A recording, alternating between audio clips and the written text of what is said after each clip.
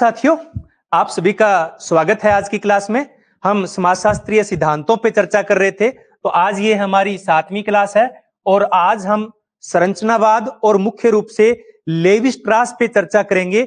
Levy स्ट्रास जब कहते हैं कि सामाजिक संरचना का अनुभविक वास्तविकता से कोई लेना देना नहीं है, सामाजिक संरचना बदल नहीं सकती, तो इससे आप क्या समझते हैं कि सामाजिक संरचना क्यों नहीं बदल सकती, उसका अनुभविक वास्तविकता से क्यों लेना देना नहीं है, तो इसका क्या मीनिंग समझते हो आप? हम कर देते हैं क्योंकि जो लेवी स्ट्रास का संरचनावाद है वो कुछ अलग प्रकार का है, लेकिन इनका मीनिंग क्या होता है, इस मीनिंग को हमें समझना है। इनकी एक थीम है, उस थीम को अगर हमने पकड़ लिया ना, तो लेवी स्ट्रास का कोई भी प्रश्न आ जाए हमसे गलत नहीं होगा। तो आज हम इस क्लास में संरचनावाद पे थोड़ी चर्चा करेंगे, उसके बाद में लेवी स्ट्रास पर डिटेल में चर्चा करेंगे।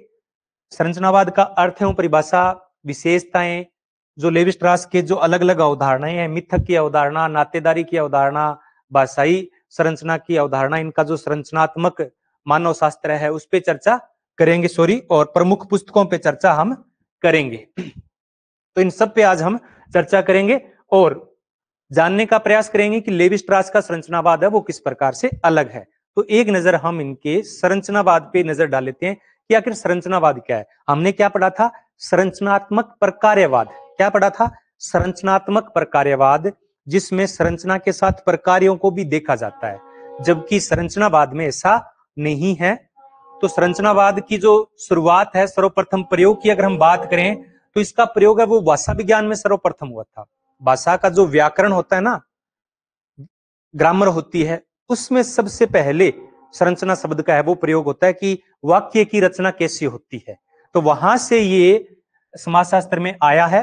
तो 1900 लेकर 1930 के मध्य भाषा विज्ञान में संरचनावाद प्रारंभिक स्तर पे प्रयोग होने लगा था, और हम समाजशास्त्र के अंदर सामाजिक क्रिया की बजाय संरचनावाद में सामाजिक संरचना पे अधिक महत्व देते हैं।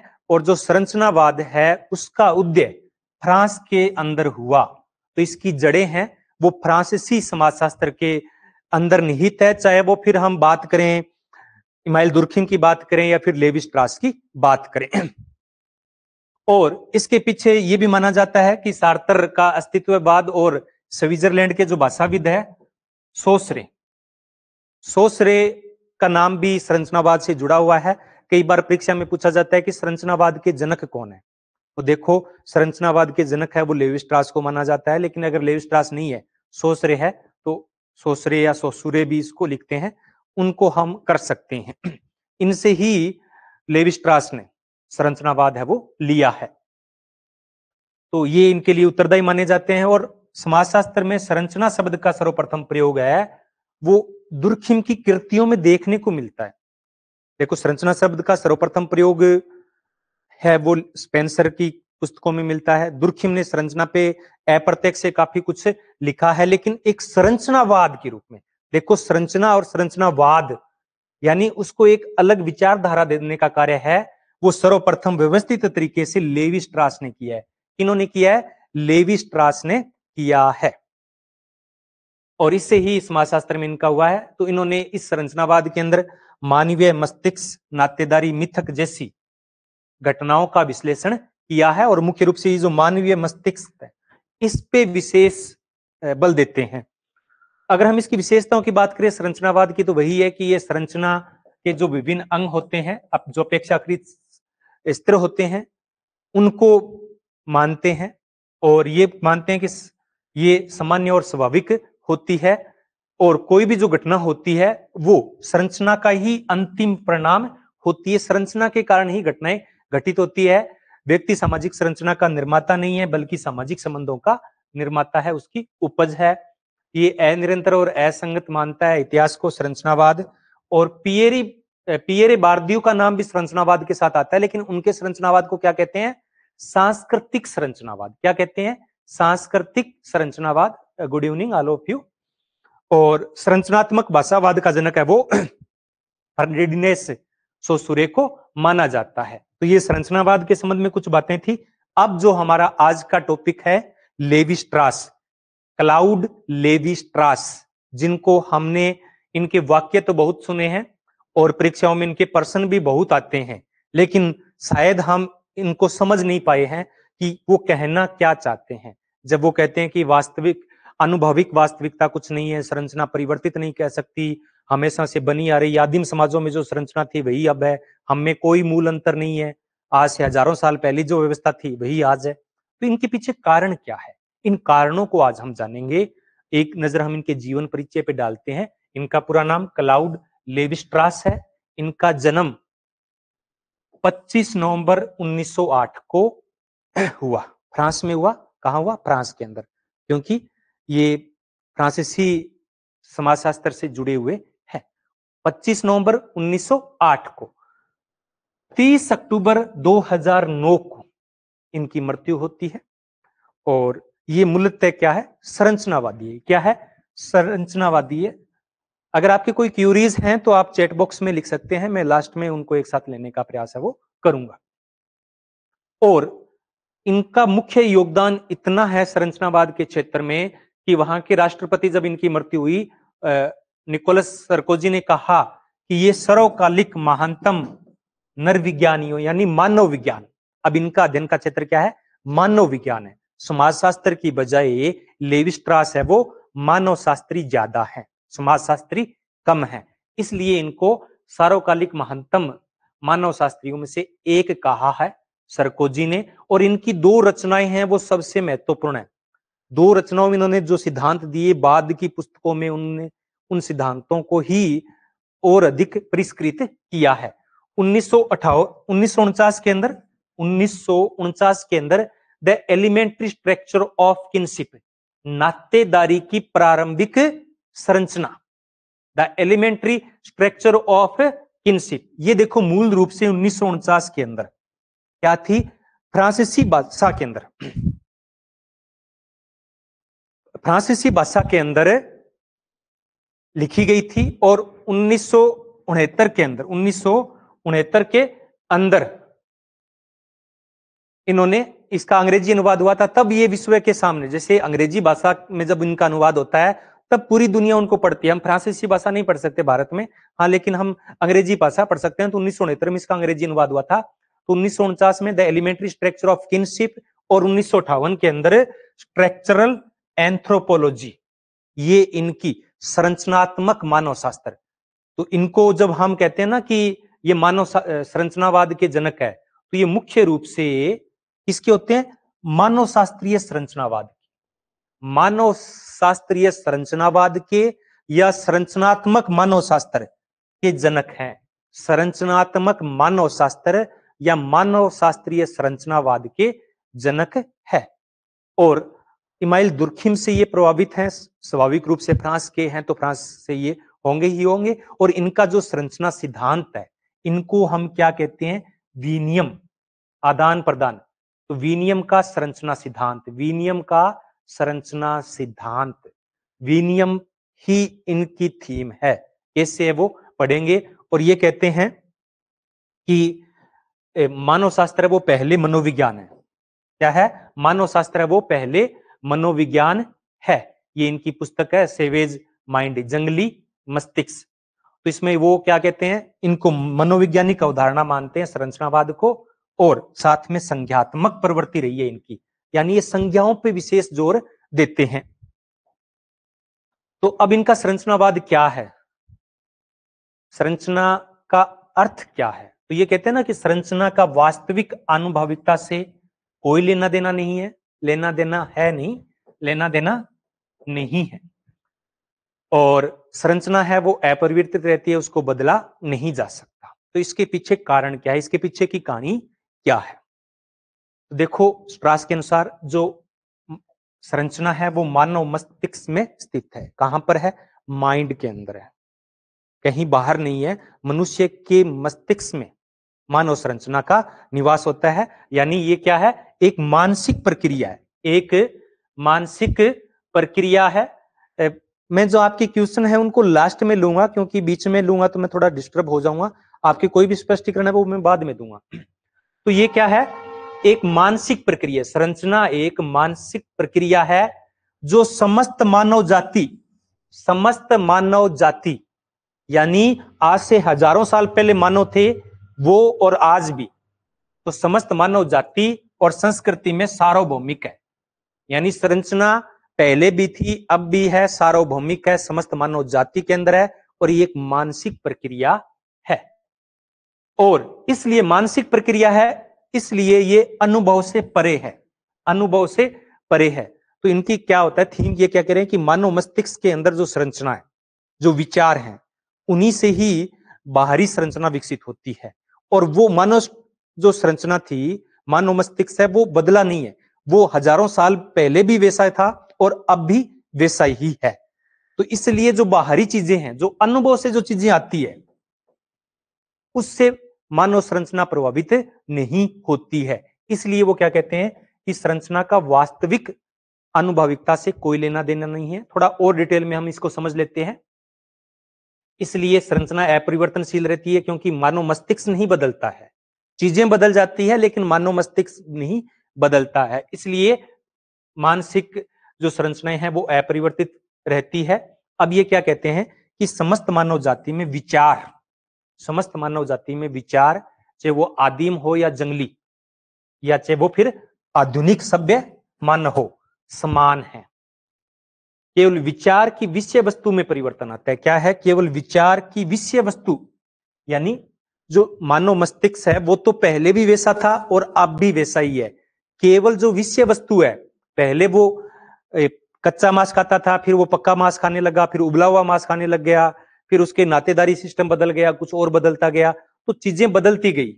लेकिन वो क्या बदला? वो विषय वस्तु बदली, विषय वस्तु बदली, मानव मस्तिष्क की स्ट्रक्चर नहीं बदली। तो ये कहते हैं कि विचार के अंतर्निहित पैटर्न की खोज है। तो संरचना क्या है? विचार। विचार कहां से आएंगे? मस्तिष्क से आएंगे। तो उनके अंतर्निहित पैटर्न की खोज से ही हम सामाजिक संरचना को समझ सकते हैं। यानी अगर सामाजिक संरचना को समझना है तो मानव मस्तिष्क की संरचना को समझना पड़ेगा। तो ये कहते हैं कि पहले हथियार और शिकार के बारे में मनुष्य सोचता था, पहले हथियार के बारे में सोचता था, शिकार कैसे करेंगे सोचता था, अपना जीवन यापन कैसे करेंगे सोचता था। और आज भी उसी तरीके से, आज भी उसी तरीके से, उसी दिमाग से सोचता है। किन के बारे में? उत्पादन के बारे में, अर्थव्यवस्था के बारे में सोचता है। यानी सोचने का जो विषय वस्तु है, पहले हथियार थे, अब क्या हो गए? अब स्टैंड गन आ गई है। पहले शिकार करके करते थे, अब क्या हो गई है? अब खेती आ चुकी है, या तृतीय क्षेत्र के आ चुके हैं। तो ये इनके संरचना का मूल है। परिभाषा क्या दी है इन्होंने कि सामाजिक संरचना का संबंध किसी भी प्रकार की प्रयोग सिद्ध वास्तविकता से नहीं है, हाँ जी, और अपितु प्रारंभिक ढांचों या सांचों से है जो संरचना को विकसित करते हैं। तो ये कहते हैं कि संरचना का संबंध है वो किसी भी रूप में किससे नहीं है? किससे नहीं है?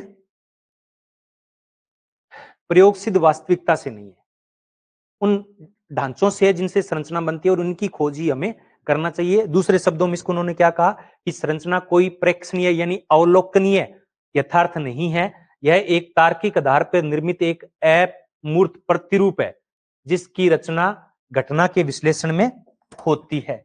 यानी घटना के कारण क्या है, वो विचार कहां से आया, वो मस्तिष्क से आया, तो वो विश्लेषण का विषय है। हार्ड कॉपी नहीं होगी, केवल आप एप्लीकेशन पे देख सकते हैं जो ये नोट्स हैं वो। तो इसको उन्होंने संस्कृति को भी इसी तरीके से समझाया कि संस्कृति एक मानसिक रचना है जो भौतिक एवं सामाजिक परिवेश तथा उसके परिवेश से प्रभावित है। संस्कृति क्या है? एक मानसिक रचना है। मानसिक रचना से संरचना बनती है, संरचना से संस्कृति का विकास होता है। तो ये मानसिक रचना है जो भौतिक एवं सामाजिक परिवेश, जो भौतिक, अगर कहीं भौतिक परिवेश पथरीला है तो वहां कुछ अलग प्रकार का होगा, जहां जंगली मैदान है, जहां पे मैदान है वहां पे अलग होगा, जहां जंगल है वहां पे सामाजिक और भौतिक परिवेश अलग प्रकार का होगा, भूमध्य रेखा पे अलग प्रकार का होगा, जो ध्रुव पे लोग रहते हैं उनका अलग प्रकार का होगा। इससे सामाजिक संस्कृति में परिवर्तन आता है, लेकिन इसकी जो मेन स्ट्रक्चर है वो एक ही है, क्योंकि ये मानसिक रचना है, चाहे वो फिर भूमध्य रेखा पे रहे चाहे फिर ध्रुवों पे रहे। अब इन्होंने जो भी कुछ लिखा, जो संरचना की इन्होंने बात कही, वो सब इनके नातेदारी संबंधों पर आधारित है। इनकी पहली पुस्तक थी 1949 में शायद पहली होगी, the elementary structure of kinship. उसके बेस पे ही ये अपना संरचना का सिद्धांत देते हैं। तो नातेदारी संबंधी अध्ययन है वो इनका सबसे महत्वपूर्ण है। इनको जो अब ये क्या है, संरचनावादी है, मानवशास्त्री है। मानवशास्त्री किसे कहते हैं? हाँ, एमपी सेट का है, वो 2 महीनों में कंप्लीट करवा देंगे, अप्रैल और मई के अंदर। तो इन्होंने क्या कहते हैं, इनको मानवशास्त्री कहते हैं ना। मानवशास्त्री का मतलब क्या होता है? नर जाति का मतलब क्या होता है? जो आदिम समाजों में, मुख्य रूप से क्या है, जो आदिम और सरल समाजों के अंदर रहकर अध्ययन करता है, उसे मानवशास्त्री कहते हैं। और लेवी स्ट्रास है, वो एक मानवशास्त्री है। तो मानवशास्त्री की एक अनिवार्य शर्त मान ली जाती है कि वो कहीं किसी जनजाति का, किसी सरल समाज का, किसी आदिम समाज का अध्ययन करेगा ही करेगा। हम मेलोवंस्की को मानते हैं, उन्होंने ऑस्ट्रेलिया या मलेशियन जो जातियां थी, जनजातियां था, उनका अध्ययन किया। हम रॉबर्ट रेडक्लिफ को मानते हैं, सॉरी रेडक्लिफ ब्राउन को मानते हैं, उन्होंने अंडमान निकोबार द्वीप समूह की किया। इनके अलावा बहुत सारी जो मानव विज्ञान है, उन सबको कोई ना कोई जनजातियों का अध्ययन किया। तो इन्होंने भी मानव शास्त्रीय या आदिम समाजों के अध्ययन की, और इनको ये प्रेरणा मिली थी रॉबर्ट लोबी की, आदिम समाज से मिली थी। आदिम समाज उनकी पुस्तक का नाम था, रॉबर्ट लेबी की आदिम समाज यानी प्रिमिटिव सोसाइटी। तो ये 1934 में फ्रांस में थे। फ्रांस से क्या हुआ, 1934 के अंदर, 1934 के अंदर ब्राजील आ गए थे। कहां आ गए थे? ब्राजील आ गए थे। और ब्राजील इनकी कर्मस्थली थी। ब्राजील क्या थी? इन्होंने ज्यादातर जो अध्ययन किए हैं, मानव शास्त्रीय अध्ययन, वो कहां पर किए हैं? वो ब्राजील के अंदर किए हैं। 1934 से 1939 तक इन्होंने यहाँ की कई जनजातियों का अध्ययन किया। मुख्य रूप से यहाँ है बोरोरो इंडियंस जनजातीय समुदाय है, उसका अध्ययन किया। और इनके जो शोध कार्य हैं, जो इस दौरान इन्होंने किए थे 5 सालों में, इन्होंने अपनी पुस्तक 1955 में ट्री स्टेट्स ट्रॉपिक्स में रुवाया है। ये इनकी आत्मकथाएं हैं कि किस प्रकार से इस पुस्तक में इन्होंने कि क्या क्या मुझे समस्याओं का सामना करना पड़ा। और बाद में ये वापस फ्रांस चले गए थे द्वितीय विश्व युद्ध के अंदर। 1939 के बाद में वापस फ्रांस चले गए थे, लेकिन वहां पे ये उनका मन नहीं लगा। और 1941 के अंदर ये अमेरिका आ गए थे। क्या हुआ?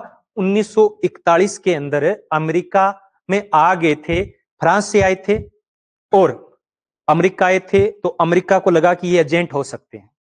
तो वहां की जो खुफिया एजेंसी है, FBI बोलते हैं शायद तक, उन्होंने इनको कई दिनों में निगरानी के अंदर रखा। और यहां पर आके इनका जो बौद्धिक विकास था वो अमेरिका में आकर ही प्रारंभ हुआ। तो यहां इन्होंने एक पुस्तक लिखी थी, नातेदारी की प्रारंभिक संरचनाएं, 1949 के अंदर, यानी एलिमेंट्री स्ट्रक्चर ऑफ किनशिप। तो ये पुस्तक लिखने की प्रेरणा थी वो इनको जैकबसन, रोमन जैकबसन से मिली थी। और यहां से ही इनका अध्ययन है वो प्रारंभ होता है। यहीं से इनका अध्ययन है वो प्रारंभ होता है। तो स्ट्रास के अनुसार लिंग भेद यहां समझना जरूरी है। यहीं से सब कुछ आपको समझ में आ जाएगा।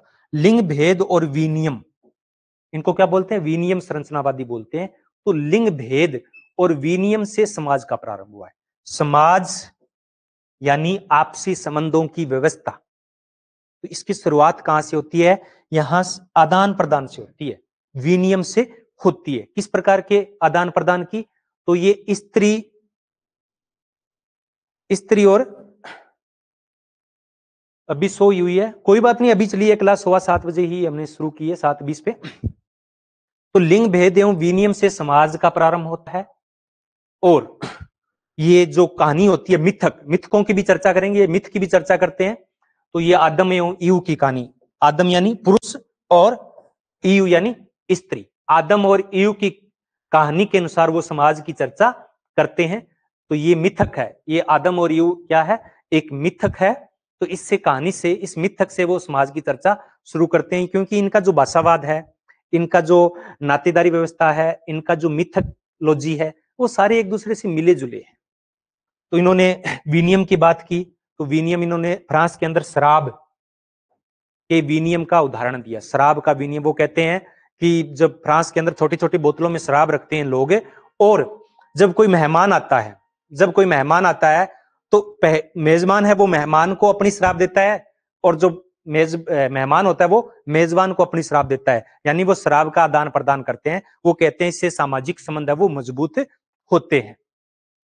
और यहाँ पे हम चर्चा करेंगे अपने जो नाते आदान प्रदान होता है उस पे भी हम अभी आने वाले हैं। तो नातेदारी के इन्होंने 2 रूप बताए थे। कितने रूप बताए थे? 2 रूप बताए थे। चलो अभी कर लेता हूं। तो इन्होंने क्या किया, जो स्त्रियों के जो आदान प्रदान की बात की, तो इसमें कहा कि स्त्रियों को 2 श्रेणियों में रखते हैं। एक श्रेणी होती है बहन की और एक श्रेणी होती है पत्नी की। एक श्रेणी बहन की, दूसरी श्रेणी पत्नी की, यानी बहन देकर पत्नी प्राप्त की जाती है। ये क्या है? विनियम है, स्त्रियों का विनियम है। तो समाज की शुरुआत कहां से होती है? स्त्रियों के विनियम से होती है। स्त्रियों के विनियम से होती है समाज की शुरुआत।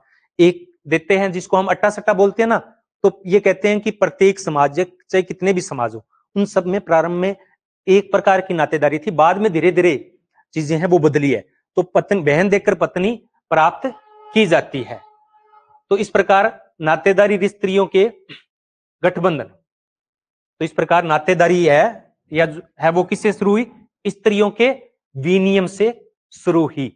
और संस्कृति की शुरुआत भी यहीं से होती है। संस्कृति क्या है? नियम ही तो है ना, रीति रिवाज, परंपराएं, नियम। और ये नियम ज्यादातर किससे जुड़े होते हैं? ये विवाह से जुड़े होते हैं। किससे जुड़े होते हैं? विवाह से जुड़े होते हैं। तो यहीं से आदान प्रदान होता है, यहीं से संबंधों का विकास होता है, यहीं से संस्कृति का विकास होता है। किससे? नातेदारी से या विनियम से। अब कितने होते हैं? जब हम परिवारों की बात करते हैं तब हम 2 प्रकार के परिवार नातेदार बताते हैं। तो कितने प्रकार के नातेदार बताते हैं हम? जो प्राथमिक नातेदार हैं, कितने प्रकार बताए थे मर्डोक ने? 8 प्रकार बताए थे। उनमें 7 कौन से होते हैं? 7 होते हैं रकत संबंधी, यानी वंश समूह है, अपना ही वंश, इसको हम रकत संबंधी बोल सकते हैं। परिवार होता है, एक रकत संबंधी होता है, एक विवाह संबंधी होता है। क्या होता है? विवाह संबंधी। पति पत्नी है वो विवाह संबंधी है। तो ये 8 बताए थे, उनमें वंश समूह है, यानी रकत संबंधी और विवाह संबंधी होते हैं। तो ये कहते हैं कि ये जो सामाजिक विनियम है विवाह का, इन्होंने ये 2 दिए हैं। इसको बोला इन्होंने डिसेंट थियरी। क्या बोला है? Decent theory. नातेदारी के 2 रूप बताए हैं, एक वंश समूह सिद्धांत और एक विवाह संबंधी सिद्धांत। इसको बोला इन्होंने डिसेंट थियरी, और इसको बोला इन्होंने अलायंस थियरी। अलायंस थियरी हम पढ़ते आ रहे ना कि अलायंस थियरी किसने दी थी? लेवी स्ट्रास ने दी थी। तो ये कहते हैं कि ये जो सामाजिक विनियम है, ये जो सामाजिक विनियम है, इसकी शुरुआत है वो मानवोत्तर समाज से या पशुत्तर से। पशुओं में नहीं होती थी, इसलिए पशुओं में संस्कृति नहीं होती थी। ये विनियम की जो व्यवस्था है वो किससे होती है? मानव समाज से शुरू होती है। पशुओं में ये नहीं थी। किन में नहीं थी? पशुओं में नहीं थी। इसलिए पशुओं में क्या नहीं होता है? संस्कृति नहीं होती है। और धीरे धीरे ये जो अनियमित संबंध थे वो नियमित होते गए और विकास होता गया। और स्ट्रोस है इसके लिए किसको मानते हैं? वंश समूह को नहीं मानते, बल्कि विवाह सिद्धांत को मानते हैं।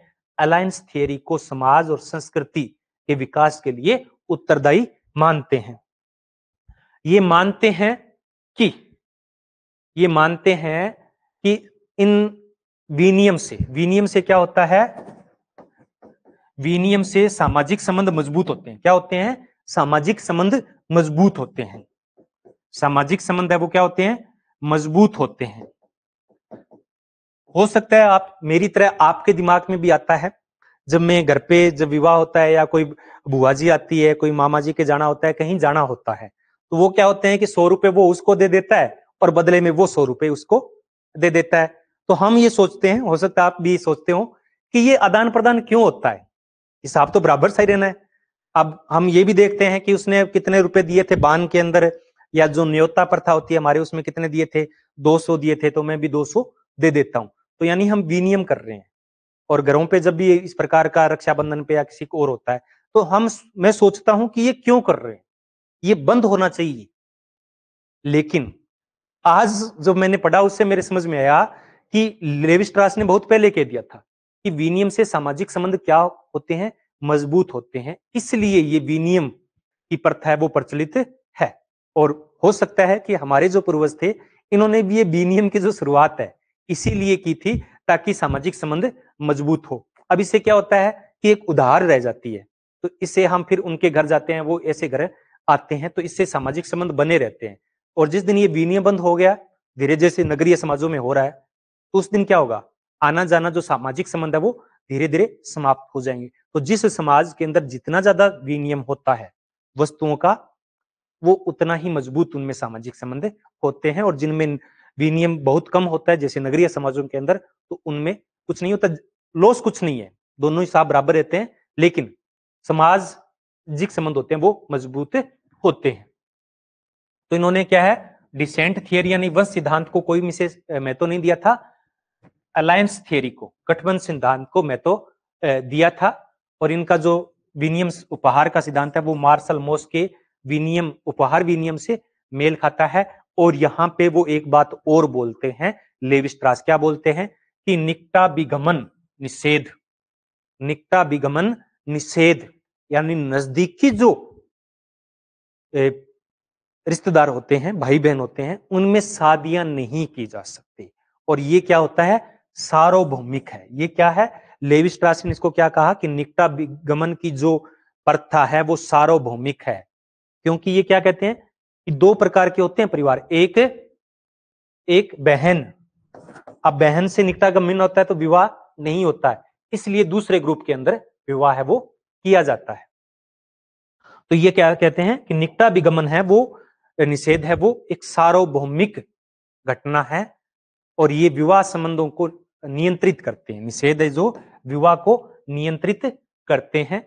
अब ये क्या कहते हैं कि जो विवाह संबंधी नियम होते हैं वो जो सरल समाज होते हैं या जो आदिम समाज होते हैं, जो सरल समाज या आदिम समाज होते हैं, उनमें ये नियम क्या होते हैं, सकारात्मक होते हैं। क्या होते हैं, सकारात्मक हो सकते हैं भी, आप इनसे भी शादी कर सकते हैं, इनसे भी शादी कर सकते हैं। जैसे कि पहले जो सरल समाज थे उनमें क्या होता था, वीलिंग सहोदर विवाह, वीलिंग सहोदर विवाह, वीलिंग सहोदर यानी जो भाई बहन है उनकी संतानों के अंदर विवाह, जो मामा और बुआ की संतानें हैं उनके अंदर विवाह की अनुमति है। और आज भी भारत का जो दक्षिणी हिस्सा है, दक्षिण भारत, तो हम उत्तर भारत में तो इसको एक निषेध के रूप में लेते हैं, लेकिन दक्षिण भारत में आज भी जो वीलिंग सहोदर विवाह है वो बड़े पैमाने पर होते हैं। और कहते हैं कि जटिल समाजों के अंदर, जटिल समाजों के अंदर नकारात्मक नियमों की प्रधानता होती है कि नहीं आप इससे भी नहीं कर सकते, इससे भी विवाह नहीं कर सकते, इससे भी विवाह नहीं कर सकते। तो प्राचीन समाजों में सकारात्मक नियम विवाह के और आधुनिक समाजों में नकारात्मक नियम है वो विवाह के होते हैं। आपकी बार बार एक क्वेश्चन आता है कि सर साइड में हो जाइए, तो मैं जब समझाता हूं तो मैं भूल जाता हूं कि साइड में होना है। तो अब बात करते हैं मिथक की अवधारणा की, मिथ की बात करते हैं। तो मिथक क्या है, मिथक को किस रूप में परिभाषित किया लेवी स्ट्रास ने, तो इन्होंने कहा है कि देवी देवताओं से संबंधित पौराणिक कथाएं हैं, पौराणिक कथाएं हैं, उनको ही मिथक कहते हैं। मिथक जो अपने हम कहानियां सुनते हैं, चाहे वो किसी धर्म ग्रंथ में वर्णित हो या कहीं और वर्णित हो, तो उन सब को इन्होंने क्या कहा है, मिथक कहा है। क्या कहा है, मिथक कहा है। 1962 के अंदर इन्होंने 2 पुस्तकें दी थी, एक जंगली मस्तिष्क यानी सेवेज माइंड, अंग्रेजी में क्या नाम है, सेवेज माइंड, और दूसरी थी गणचिन्हवाद, टोटलिज्म पुस्तक है, ये 1962 में प्रकाशित हुई थी। इन्होंने ये पुस्तकें हैं वो अरांदा और बोगांडा, ब्राजील के अंदर बोगांडा और अरांदा जनजातियों के अध्ययन के आधार पर प्रस्तुत की थी। और बाद में इस पे इन्होंने एक भारी भरकम पुस्तक, मिथकों पे एक भारी भरकम पुस्तक प्रकाशित करवाई थी जिसका नाम था माइथोलॉजिक, जो 4 खंडों में प्रकाशित हुई। कितने खंडों में प्रकाशित हुई, 4 खंडों में प्रकाशित हुई। अब ये मिथक को क्या कहते हैं? ये जो कहानियां होती है, तो हम इनको सही माने या ना माने, लेकिन इन कहानियों का सार क्या होता है, ये कहानियां क्यों बनती है, इनसे हम क्या प्रेरणा ले सकते हैं? जैसे कि भारत के अंदर रामायण और महाभारत मिथकों से भरे पड़े हैं। उनका कोई ना कोई नैतिक आधार होता है। क्या होता है? नैतिक आधार होता है। आजकल जो अपने है कवि कुमार विश्वास, वो राम कथा कह रहे हैं। क्या कह रहे हैं? राम कथा कह रहे हैं। उनकी राम कथा को आप सुनना तो पता चल जाएगा कि राम या रामायण से संबंधित जो जितनी कहानियां हैं, उनका अर्थ क्या है, उनके पीछे की मीनिंग क्या है। तो इनमें क्या होता है? ये नैतिक समाधान प्रस्तुत करते हैं। ये मिथक है, वो समाज की समस्याओं का नैतिक समाधान प्रस्तुत करते हैं। ये जो नायक का आचरण को आदर्श प्रारूप बन जाता है, क्योंकि जो कहानियां होती हैं उनमें कोई ना कोई नायक होता है, हीरो होता है, और जो हीरो का जो रोल होता है, हीरो का जो आचरण होता है, वो क्या बन जाता है? आदर्श प्रारूप बन जाता है। जैसे हम कहते हैं ना कि मर्यादा पुरुषोत्तम, पुरुषों में सबसे उत्तम राम, राम की तरह आचरण होना चाहिए। तो वो क्या है? आदर्श प्रारूप बन जाता है अपना। तो हो सकता है अब राम से कोई इत्तेफाक रखे या ना रखे, हो सकता है राम को गालियां देने वाले भी बहुत मिल जाएं कि उन्होंने सीता को निकाल दिया था, वो गर्भवती थी, फिर भी जंगल में छोड़ दिया, उन्होंने अपने बेटों पे कोई ध्यान नहीं दिया। लेकिन कोई ना कोई इनका सकारात्मक पक्ष रहा होगा, शायद हम उसको नहीं जानते। ऐसा लेवी स्ट्रास के शब्दों से निकलता है। तो ये क्या है? मिथक है, भाषा का स्वरूप है। मिथक क्या है? भाषा का स्वरूप है। भाषा का स्वरूप कैसे है? तो भाषा के अंदर दो चीजें होती है, जिसकी बात भी बार बार है वो लेवी स्ट्रास करते हैं। क्या होता है? भाषा है वो विरोधी भाषा होती है। क्या होता है? विरोधाभास होता है। एक को हम दूसरे के जरिए नहीं समझ सकते। जैसे मैं कहूं कि रात, अब रात को समझने के लिए हमें क्या करना पड़ेगा? दिन को समझना पड़ेगा। ये क्या है? द्विविद्या है। क्या है? द्विविद्या। तो अगर कोई व्यक्ति जिसको जन्म से नेत्रहीन है, तो उसको पता ही नहीं होगा कि दिन कैसे होता है। आप उसको कहोगे कि दिन या रात, तो वो उनका मीनिंग नहीं समझेगा। जमीन आसमान, दाएं बाएं, दाया क्यों है? क्योंकि कोई ना कोई बायां है। स्त्री क्यों है? क्योंकि कोई ना कोई पुरुष है। अब अगर एक ही होगा तो दूसरे को हम नहीं जान सकते। कोई शांत क्यों है?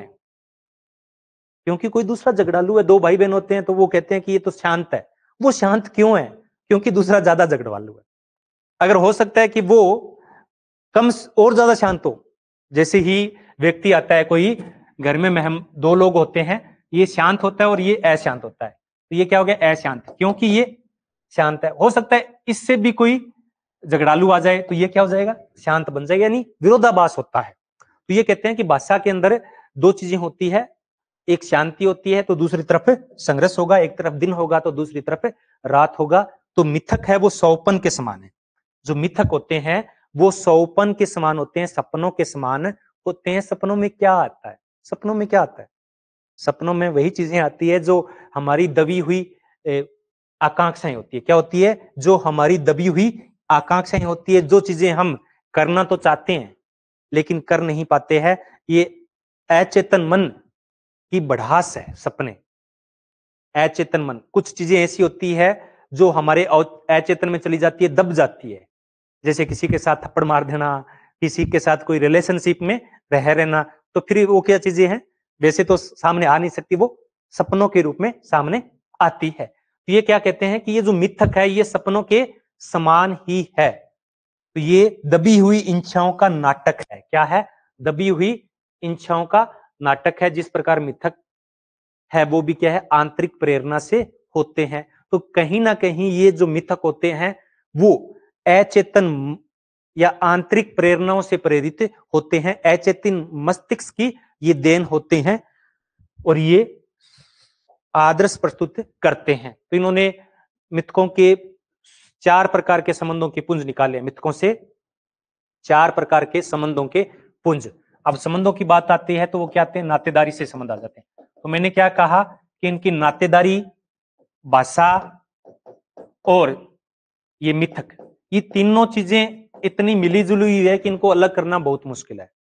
तो ये 4 प्रकार के संबंधों की बात करते हैं। एक, रकत संबंधों की आवश्यकता से अधिक महत्व देना, रकत संबंधों को आवश्यकता से कम महत्व देना, दानव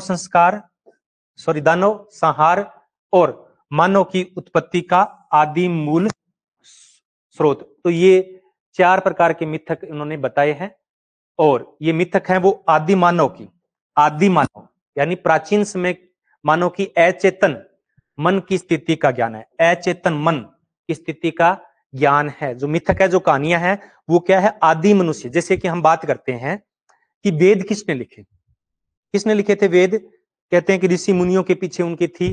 तो वो क्या है कि अचेतन मन की स्थिति का ज्ञान था, उनको लगा था कि ये चीजें हो सकती है, तो उन्होंने अचेतन रूप से स्थिति का ज्ञान कर लिया था कि ये परिस्थितियां आ सकती है।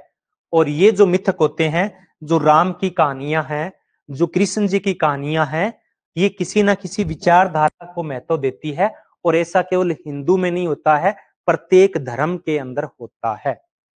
तो जो मिथक शास्त्र के तत्व होते हैं, इसको उन्होंने क्या कहा है, मिथिक्स। क्या कहा, मिथिक्स कहा। और इनको कहा कि कोई स्पष्ट प्रकार्य नहीं है, मिथिक का कोई स्पष्ट प्रकार्य नहीं है, ये तो केवल एक विचारधारा प्रस्तुत करते हैं, एक आदर्श प्रस्तुत करते हैं, ताकि समाज इन मिथकों के आधार पे चले। कहानियां कहते हैं ना, राजा हरिश्चंद्र की कहानियां कहते हैं, सती सावित्री की कहानियां कहते हैं, राम सीता की कहानियां कहते हैं, राधा कृष्ण की कहानियां कहते हैं।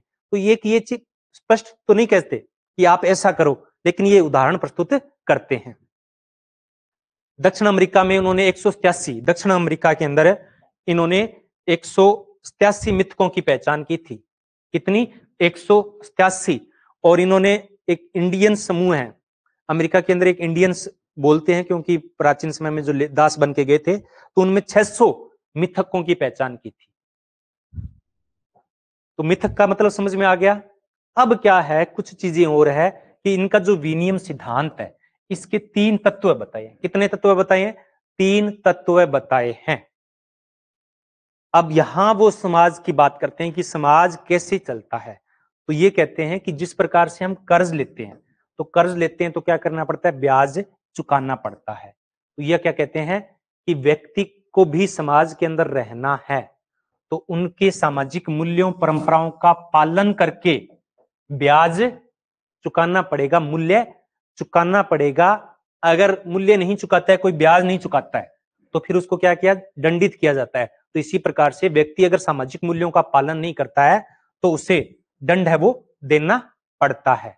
तो विनियम के प्रतिमान है वो समाज के मानकों एवं मूल्यों द्वारा निर्देशित होते हैं। विनियम के प्रतिमान यानी क्या, मूल्य और परंपराएं, ये किससे निश्चित होते हैं, समाज के मूल्यों से निर्देशित होते हैं।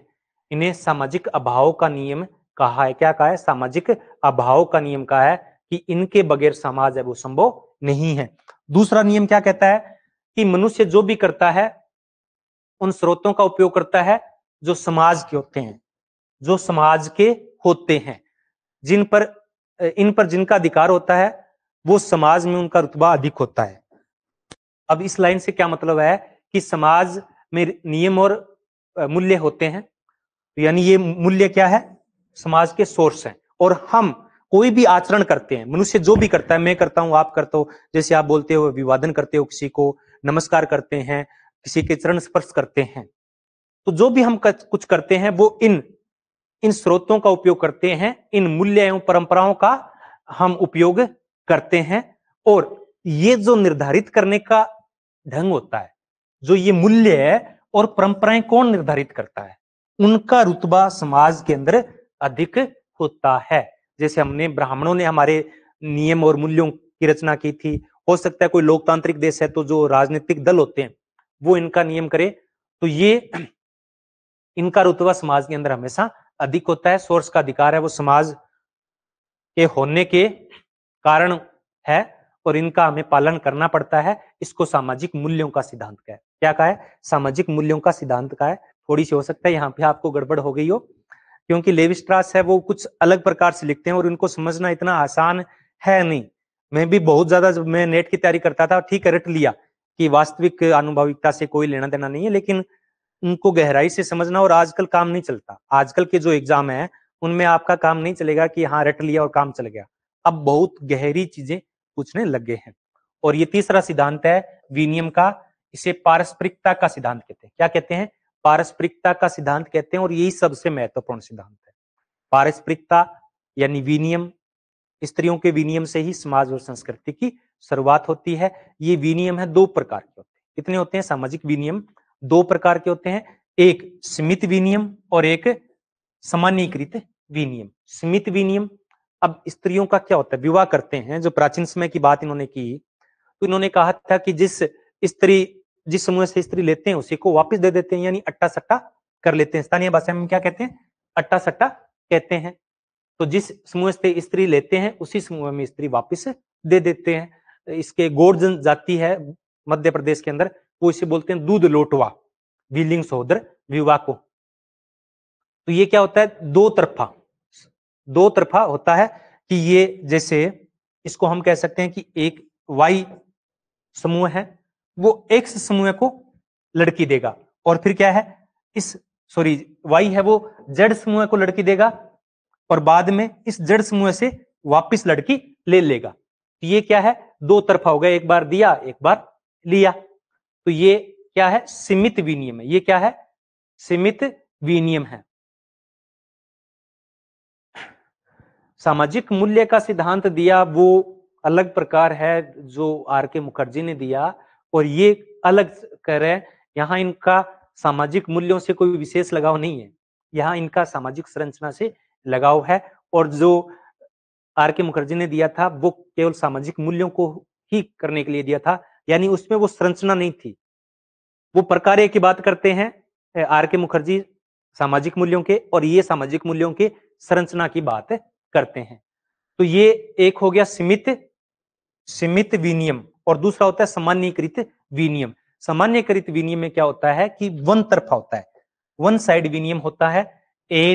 ए समूह ने अपनी लड़की बी को दी, बी समूह ने अपनी लड़की की शादी सी को की, सी समूह ने डी को की। इस प्रकार से चलता रहता है, अपने नहीं होता है। नॉर्थ इंडिया के अंदर आगे आगे इस प्रकार से, उसकी ननद है उसकी शादी कर दी, उसकी ननद की उसकी आगे शादी कर दी। इस प्रकार से हमारे है वो क्या होता है? सामान्यीकृत विनियम होता है।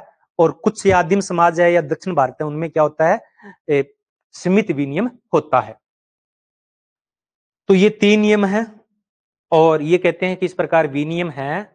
इन तीन नियमों का उद्देश्य उनको बताना है कि व्यक्ति और समाज के बीच में ये एकता स्थापित करते हैं। क्या करते हैं? व्यक्ति एवं समाज के बीच में एकता स्थापित करते हैं। इस प्रकार इनका जो विनियम का सिद्धांत है वो सामाजिक एकीकरण का सिद्धांत है। क्या है? सामाजिक एकीकरण का सिद्धांत है। तो इन्होंने नातेदारी की बात की, तो नातेदारी के मूल थे, उन्होंने चार प्रकार बताए। चार प्रकार की नातेदारी थी, वो मूल प्रकार बताए थे।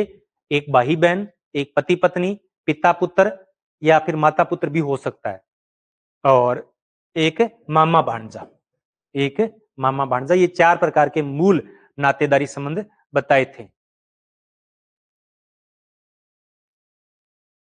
स्क्रीन से पीछे ये प्रॉब्लम रहती है। चलो कोशिश तो करता हूं, जब याद आता है तो साइड में आ जाता हूं, लेकिन बार बार जब समझाता हूं तो चीज भूल जाता हूं। तो इन्होंने क्या कहा कि मामा भांजा भी मूल संबंध है वो बताए थे, और नातेदारी ढांचे में विशेष भूमिका बताई थी। नातेदारी ढांचा में मामा भांजा संबंधों की विशेष महत्व बताया था। क्यों बताया था? विनियम होता है, किनका होता है? आपस में जब होता है कि उसकी बहन है उसके और उसके वहां, तो सबसे महत्वपूर्ण क्या होता है कि वो मामा बन जाता है। तो इसलिए मामा भांजा का जो संबंध है वो सबसे महत्वपूर्ण होता है। तो उन्होंने कहा कि नातेदारी व्यवस्था को संपूर्ण मानव समाज का प्रारंभिक ढांचा, नातेदारी संबंध है वो, नातेदारी जो संबंध है वो संपूर्ण मानव समाज का प्रारंभिक ढांचा है। यानी नातेदारी से ही समाज विकसित हुआ है। इसे नातेदारी अणु भी कहा जाता है। क्या कहा जाता है? नातेदारी अणु भी इसे कहा जाता है, कि नातेदारी व्यवस्था ही है वो संपूर्ण मानव समाज का प्रारंभिक ढांचा है, एलिमेंट्री स्ट्रक्चर है। तो संरचनात्मक मानव शास्त्र में उन्होंने दो प्रकार की यथार्थता बताई थी। यथार्थ यानी वास्तविकता दो प्रकार की होती है, एक सामान्य यथार्थ और एक ठोस यथार्थ। तो सामाजिक संरचना को उन्होंने क्या माना था? ठोस यथार्थ माना था। आगे है संरचनावाद एवं भाषा विज्ञान, क्योंकि भाषा पे भी इन्होंने काफी लिखा था। तो इनका जो संरचनावाद है वो भाषावाद से ही लिया गया। किससे लिया गया? वैसे संरचनावाद भी भाषा विज्ञान से ही लिया गया है। तो इन्होंने ये सिद्धांत था वो स्ट्रक्चरल एंथ्रोपोलॉजी में दिया था, मानव शास्त्रीय संरचनाएं। तो ये व्याकरण के नियम क्या है? व्याकरण का नियम वह संरचना है जो वाक्य रचना में अंतर्निहित है। तो जो संरचना है वो व्याकरण में निहित होती है, प्रत्येक वाक्य की संरचना होती है। अगर वो संरचना ही सही होगी तभी भाषा बनेगी, तभी क्या होगा? कम्युनिकेशन होगा। और इसी प्रकार समाज जो मानवीय व्यवहार है उनके पीछे भी संरचनाएं होती है। तो ये वाक्यों की जो रचना करने वाले नियम है, क्योंकि व्याकरण में हम पढ़ते हैं नियम होते हैं कि इसके बाद ये आएगा, इसके बाद में ये आएगा। तो नियमों के समान ही सामाजिक व्यवहार के नियम है वो रूपांतरित होते रहते हैं। ये दोनों के बीच में क्या है? संबंध है भाषा और संरचना के बीच में। तो संरचना सर्जन है वो मस्तिष्क का स्वाभाविक गुण है। संरचना कैसे विकसित होगी? ये मस्तिष्क का स्वाभाविक गुण है। वापिस वो क्या जाते हैं? मस्तिष्क पे आते हैं। शुरुआत कहां से करते हैं? मस्तिष्क करते हैं और लास्ट में ये यहीं आ जाते हैं। भाषा, मिथक और नात्याधारी का संबंध क्या है? ये सब मानसिक रचनाएं हैं। क्या है? सब मानसिक रचनाएं हैं। और जो कुछ हम व्यवहार में करते हैं वो क्या है? वो ऊपरी स्तर का व्यवहार है। वो क्या है? ऊपरी स्तर का व्यवहार है। वास्तव में जो व्यवहार होता है, जो स्ट्रक्चर बनी है, जो क्रियाएं बनी है, जो संबंध बने हैं, वो तो यहां होते हैं और सब कुछ यहीं से होता है। हमारे मस्तिष्क में जिनके लिए हमारे पास प्रेम होता है, कहां होता है प्रेम? बुद्धि से हम सोचते हैं कि ये हमारे लिए लाभदायक है, तो हम उसके साथ ऐसा ही व्यवहार करते हैं। तो व्यवहार तो केवल और केवल मस्तिष्क की बाहरी दिखावा है। अंदर क्या चल रहा है हो सकता है कि बाहर दिखाने का मौका ना मिले, लेकिन सब यही होता है। इसलिए अगर हमें किसी के प्रति व्यवहार को बदलना है तो हमें उसके प्रति ये साइकोलॉजी बदलनी पड़ेगी। मस्तिष्क को उसके प्रति समझाना पड़ेगा, तब हम उसके प्रति व्यवहार बदल सकते हैं। क्योंकि व्यवहार तो बाहरी है, उसके पीछे जो संरचनाएं हैं वो आंतरिक है। तो यहां पे एक बात जरूर कहते हैं लेवी स्ट्रास के अनुसार, जिस प्रकार ध्वनि विज्ञान, भाषा विज्ञान के अंदर द्विविभाजन होता है। क्या होता है? द्विविभाजन। दिन रात, अंधेरा उजाला, ये सब क्या है? द्विविभाजन है। इसे द्विभाजी विपरीतता कहते हैं। क्या कहते हैं? द्विभाजी विपरीतता, बाइनरी ओपोजिनेशन, विलोम शब्द। तो द्विभाजी विपरीतता यानी विलोमता। तो जो नियम है, यानी एक के बगैर दूसरे का अर्थ ज्ञात नहीं किया जा सकता, उसी प्रकार मानव मस्तिष्क भी दो विरोधी युगों से विश्व को समझता है। दो विरोधी युग्मों से विश्व को समझता है। जब हम कहते हैं ना शांत है, वो झगड़ालू है, तो वो दो विरोधी चीजें हैं, उनसे हम समाज को समझते हैं। ये अच्छा है, ये बुरा है। तो मस्तिष्क है ये दो विरोधी युग्मों से समझता है। वस्तु एवं घटनाओं का अर्थ तभी निकलता है जब विपरीत के साथ तुलना की जाए। रात की जब दिन के साथ तुलना की जाएगी, अगर रात होगी नहीं, रात को भी दिन की तरह उजाला ही होगा, तो क्या दिन की हम चर्चा करेंगे क्या कि ये दिन है? नहीं कहेंगे। जब रात आती है तब पता चलता है कि ये दिन है। सुख का पता चलता है जब दुख होता है। मित्र का पता चलता है जब कोई शत्रु होता है। तो ये विपरीतता के साथ तुलना इन्होंने की है। विश्व के अंदर जो मस्तिष्क है वो दो विरोधी युग्मों से विश्व को समझता है। यही मानसिक संरचना है। और सभी संस्कृतियों के अंदर के जो तत्व हैं वो एक समान मानसिक प्रक्रियाओं की उपज है। यानी सभी संस्कृतियों के जो तत्व है, चाहे वो अमेरिकी समाज या संस्कृति है, चाहे जंगली एक जनजाति की संस्कृति है, चाहे भारत की संस्कृति है, उन सब में एक समान मस्तिष्क कार्य करता है। मस्तिष्क की क्रियाएं वो एक समान करता है। कि प्राचीन लोग जो शिकार करने से जिस दिमाग का इस्तेमाल करते थे, उसी दिमाग का इस्तेमाल हम आज हथियारों के लिए करते हैं। तो इसलिए वो कहते हैं कि सभी संस्कृतियां एक है, बदल नहीं सकती। और अनुभव से इसको समझा नहीं जा सकता। इसको समझने के लिए हमें मानसिक चीजों को समझना पड़ेगा। तो ये इनके सिद्धांत थे, मिथक, भाषा विज्ञान और नातेदारी संबंध। तो मुझे उम्मीद है कि मैंने आपको अच्छे तरीके से समझाने का प्रयास किया है और बहुत सारी चीजें मैंने ली है इसके अंदर। हो सकता है कोई 2-4-10% वो छूट भी गई हो। अगर पुस्तकों की बात करें तो एलिमेंट्री स्ट्रक्चर ऑफ किनशिप 1949 के अंदर फ्रांसीसी भाषा में हुई थी। 1969 के अंदर इनका ट्रांसलेट हुआ था अंग्रेजी भाषा में। J.H. वेल और V.R.V. स्ट्रेमर ने इसका अनुवाद किया था। कई बार पूछ लिया जा सकता है। The structural study of myth, the structural study of myth 1955, structural anthropology 1958, 1963 में शायद इसका अंग्रेजी वो हुआ था। द सेवेज माइंड 1962 और टोटेजम है वो 1962 के अंदर बाद में इसका ट्रांसलेट हुआ था। और द मिथ एंड मीनिंग 1978 में, द मिथ एंड मीनिंग। इसी प्रकार से मिथकों को लेकर इन्होंने एक कहानी भी कही थी, एक लेख लिखा था। उसमें उन्होंने भालू और नाई, भालू एवं नाई, bear and barber, bear and barber की कहानी बताई थी। हो सकता है वो अमेरिका की कोई कहानियां होगी, मिथ होगी, जैसे अपने होती है ना कहानियां, जो कौन होता है वो चित्रगुप्त की कहानियां हो जाती है या कुछ और प्रकार की होती है, उसी प्रकार के उनके भी कहानियां हो सकती है। उस पर एक लेख लिखा था, बियर एंड बार्बर।